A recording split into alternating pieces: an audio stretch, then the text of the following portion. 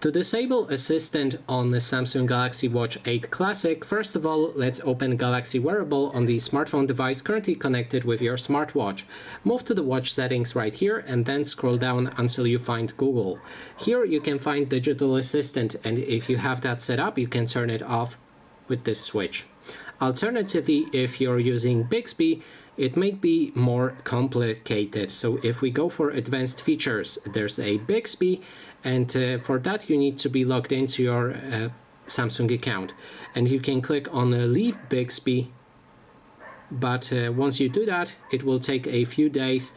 As it reads, all Bixby related personal data will be permanently deleted from your Samsung account. Bixby will be disabled on all of the devices connected to your Samsung account. So this removes it from all of your devices, but it should turn it off. So that is basically everything. Thanks so much for watching.